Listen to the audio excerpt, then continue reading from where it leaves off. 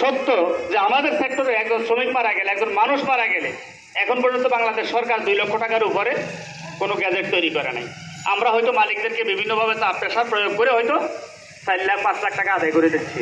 আমাদের এই 13 দফার একটা দাবি হচ্ছে, একজন মানুষ তার কর্মস্থলে মারা গেলে, দুর্ঘটনাজনিত কবলে মারা গেলে তাকে ন্যূনতম 10 লক্ষ টাকা ক্ষতিপূরণ দিতে হবে। এই লক্ষ্যে আমাদের এই 13 দফার একটা দাবি, সেটাও আপনারা কি চান এরকম হওয়া উচিত?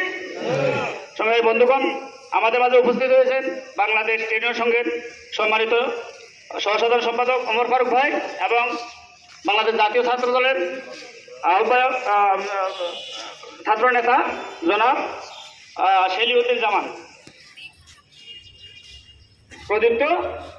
প্রদীপ্ত জামান সেন।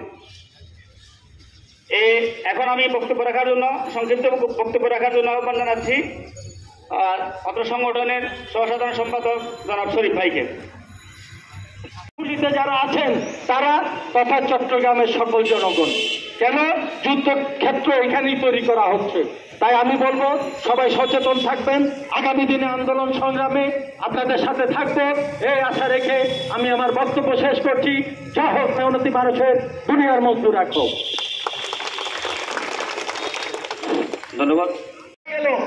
আমরা রাত 3টা 4টা পর্যন্ত আগ্রাবাদে মা শিশু হাসপাতালে আমরা সকল নেতৃবৃন্দ অবস্থান করছি, কিন্তু এখানে ভিতরে দেখা যায় কিছু দালাল প্রকৃতির লোকজন মালিকদের সাথে তাল মিলিয়ে কথা বলছে, কি লাশ নষ্ট হয়ে যাবে, তাড়াতাড়ি এই লাশ বাড়িতে পাঠিয়ে দেন। আরে ভাই, আমার চুক্তি হলো না, কোনো কাগজপত্র হলো না, আমি এই লাশ কিভাবে পাঠাবো? তাহলে আমাকে এটা কফিয়ত দিতে হবে না? মালিক যদি টাকা পয়সা না হবে দিতে হবে কিনা? আমি দেখলাম মুন্নবী ভাই আপনাদের কাছে অনেক প্রশ্ন জানতে চাইছিল, আপনারা উত্তর দেন না। উত্তর দিলে যিনি প্রশ্ন করেন ওনার বক্তব্য রাখতে সুবিধা হয়। তাহলে আজকে সেই শ্রমিকের প্রতিনিধিরা সংগঠনকে না জানিয়ে গোপনে মালিকদের কাছ থেকে টাকা নিয়ে চলে যায়। আমরা তো চেয়েছিলাম ওই শ্রমিক পরিবারকে 10 লক্ষ টাকা আদায় করে দিতে, কিন্তু সেই শ্রমিক পরিবার 4 লক্ষ টাকা নিয়ে গোপনে বাড়িতে চলে গেছে। এটা কি সংগঠনের দুর্বলতা? কথা বলেন, এটা কি সংগঠনের দুর্বলতা? দুর্বলতা আমাদের শ্রমিকদের অভিভাবকদের। তাই আমি আপনাদের প্রতি আহ্বান জানাবো, সংগঠনের প্রতি আপনারা দায়িত্বশীল হন, সংগঠনে আসেন। এক সময় আপনারা অজুহাত দিয়েছেন সংগঠন এই আনুমাজির ঘাট চিপার ভিতরে, সেখানে আমাদের যাইতে মন চায় না। এখন সংগঠন আমরা যেখানে সমাবেশ করছি তার 10 ফুটের পারেই সংগঠন। এখন কি আসতে অসুবিধা আছে? নাই। আমি বিভিন্ন জাহাজে গেলে শুনি, ভাই আমি অমুক কোম্পানিতে চাকরি করছি 10,000 টাকা পাবো, ভাই আমি অমুক কোম্পানিতে চাকরি করছি 20,000 টাকা পাবো। সেটা জাহাজে বসে বলে। জাহাজে বসলে আমি কিছু করতে পারবো? জাহাজে বসে বললে আমি কিছু করতে পারবো? আসতে হবে কোথায়? সংগঠনে আসতে হবে। সংগঠনের সভাপতি আছে, সেক্রেটারি আছে, আমরা যারা আছি, আমরা যদি আপনাদেরকে সহযোগিতা না করি তখন ওই লোকদের সামনে দাঁড়িয়ে বলতে পারবেন, এই মিয়া আমি তো তোমার কাছে আসছিলাম, তুমি আমাকে সহযোগিতা করো নাই, এটার ব্যর্থতা তোমার, তুমি আমাকে জবাব দিবা। অন্যদেরকে মিলে এই কথা বলা যাবে না? বলা যাবে কিনা? তাহলে আমরা চাই একটা জবাবদিহিতার মধ্যে দিয়ে শ্রমিক সংগঠনগুলো পরিচালিত হবে, কিন্তু জবাবদিহিতা আপনারা আসেন না। আপনারা বাড়িতে গেলে বড় হয়ে যান, জাহাজে গেলে ক্যাপ্টেনের হয়ে যান। ইচ্ছা কথাটা ক্যাপ্টেনের দালালি করতে আমরা আমাদের সর্বোচ্চ দিয়ে দিচ্ছি, কিন্তু আমাদের প্রকৃত মজুরি 10,520 টাকা, 10,520 টাকা। আমি সেটা আজকে জানাই নাই। আজকে যদি এখানে আমি আশা করেছিলাম অন্তত 2,000 লোক হবে, কিন্তু সেখানে আমরা এখনো 500 লোক জড়ো করতে পারি।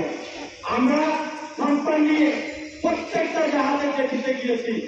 আমি প্রেসিডেন্ট যদি এখানে থেকে থাকে, প্রেসিডেন্ট যারা ছিলেন তারা দেখেছেন পুরো বৃষ্টির মধ্যে আমি ভিজে লোকদেরকে ডাক করছি, কিন্তু লোকরা জাহাজ থেকে ডাক করতে না।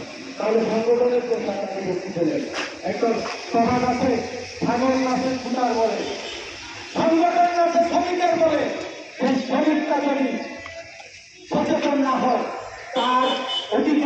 একটি জন্য আদায় হবে না। 2022 সালে আপনাদের গ্যাজেট হয়েছে, 24 সালে আমরা কিছু আদায় করেছি, 25 সালে এখনো আমাদের গ্যাজেট বাস্তবায়ন হয়নি, তাহলে 27 সালে আবার গ্যাজেট হবে।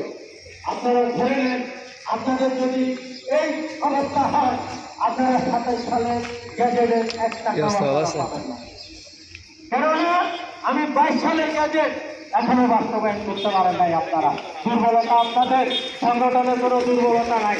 আরেকটি কথা বলি, অনেক শ্রমিকরা এখনো সংগঠনের সদস্য হন নাই। আমি এখানে বসম্যান থাকেন বা সিনিয়র পার্সন যারা থাকেন তাদের দৃষ্টি আকর্ষণ করব, আপনার জাহাজে সংগঠনের সদস্য হওয়া ছাড়া কোনো শ্রমিককে আপনি কাজে দিবেন না। তাকে যদি আপনি কাজ দেন, তাকে জিজ্ঞাসা করবেন, ভাই আপনার সদস্যতা আছে কিনা, আপনি ইউনিয়নে ভর্তি হয়েছেন কিনা। এই কথা জানার পরে তাকে সেখানে আপনি কাজে ভর্তি করবেন, নয়তো কাজ দিবেন না যে সংগঠনের কাজ করে আসেন।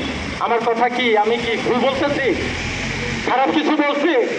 এখানে দেখা যায় শত শত শ্রমিক সুবিধাটা নিয়ে যাচ্ছে কিন্তু সংগঠনে আসে না, ক্ষতিগ্রস্ত হচ্ছে, 20,000 40,000 ফেলে ফেলে চলে যাচ্ছে মালিকদের কাছে, কিন্তু সংগঠনে আসে না। সংগঠনে আসতে তো ওদের থেকে সংগঠন 1000 টাকা চায় না, হয়তো চিঠিপত্র খরচটা চাইবে, হয়তো মাসিক চাঁদাটা চাইবে, এটা দিতে আমাদের অস্বীকৃতি কোথায়? কিন্তু মালিকরা আমরা শত শত টাকা ছেড়ে দিয়ে আসতে পারি, হাজার হাজার টাকা ছেড়ে দিয়ে আসতে পারি। আরেকটা বিষয় বলি, আপনারা দেখেছেন সে মিরপুরে আমাদের 16 জন গার্মেন্টস শ্রমিক মারা গিয়েছেন। আমি তাদের আত্মার মাগফিরাত কামনা করছি এবং এখানে সরকারি লোকজন আছেন, তাদের মাধ্যমে সরকারকে বলে দিতে চাই, ওই সমস্ত যারা মৃত্যুবরণ করেছে আজীবন তারা আজীবন বেঁচে থাকলে যে সমস্ত আয় উপার্জন করছেন সেই অনুসারে তাদেরকে ক্ষতিপূরণ দিতে হবে।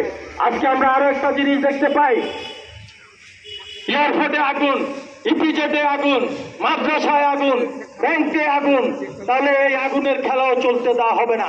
যারা এই ষড়যন্ত্রে লিপ্ত আছেন তাদেরকে আপনাদের প্রতিহত করবে। আরেকটা কথা বলতে চাই, আপনারা যারা নদীপথে কাজ করেন তাদের উদ্দেশ্যে বলতে চাই, আজকে দেখেন এই চট্টগ্রাম বন্দর বিদেশিদেরকে দিয়ে দেওয়া হচ্ছে।